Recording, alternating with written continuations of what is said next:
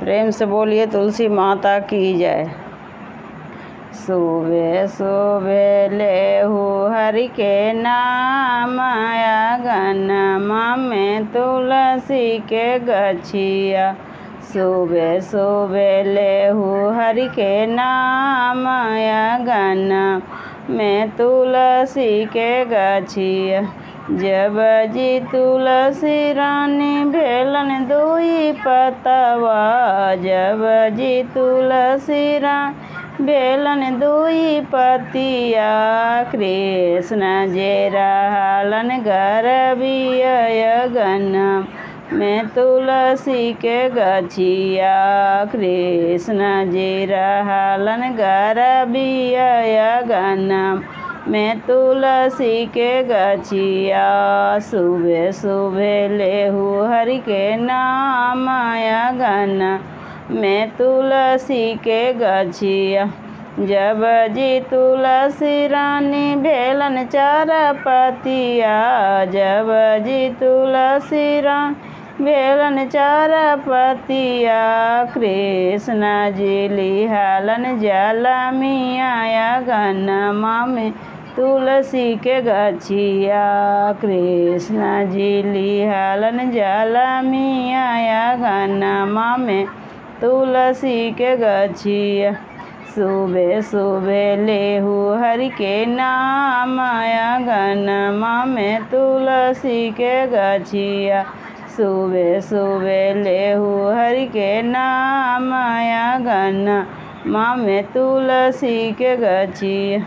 जब जी तुलसी माता भेलन छोबे पतिया, जब जी तुलसी माता भेलन छोबे पतिया। कृष्ण जी दिहलन टेहुनिया, आंगनमा में तुलसी के गछिया। कृष्ण जी दिहलन टेहुनिया, आंगनमा में तुलसी के गछिया।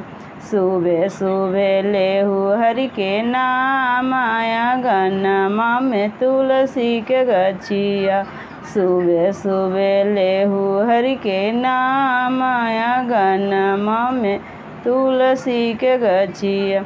जब जी तुलसी माता भेलन आठ पतिया, जब जी तुलसी माता भेलन आठ पतिया। कृष्ण जी देलन डेगा डेगिया, आंगनमा में तुलसी के गछिया। कृष्ण जी देलन डेगा डेगिया, आंगनमा में तुलसी के गछिया।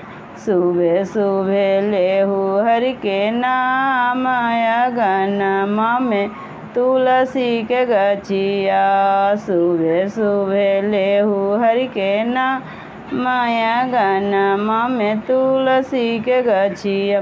जब जी तुलसी माता भेलन 10 पतिया, जब जी तुलसी माता भेलन 10 पतिया। कृष्ण जी बंसिया बजाउलन, आंगनमा में तुलसी के गछिया। कृष्ण जी बंसिया बजाउलन, आंगनमा में तुलसी के गछिया।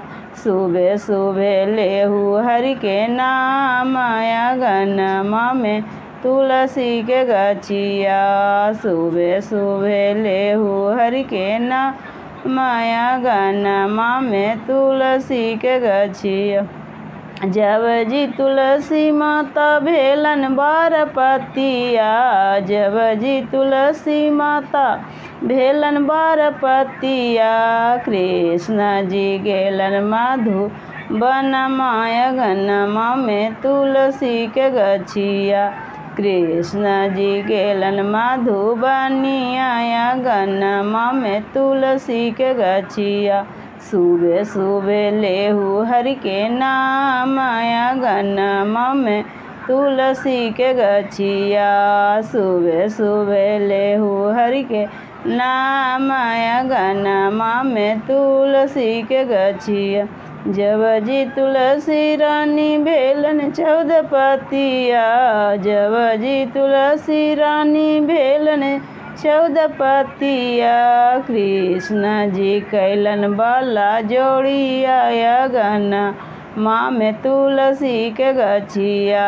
कृष्ण जी कैलन बाला जोड़िया अगनमा में तुलसी के गछिया। सुबह सुबह लेहु हरि के नाम अगनमा में तुलसी के गछिया। प्रेम से बोलिए तुलसी माता की जय। मेरा वीडियो अच्छा लगा तो चैनल को ज़रूर से ज़रूर सब्सक्राइब कीजिए।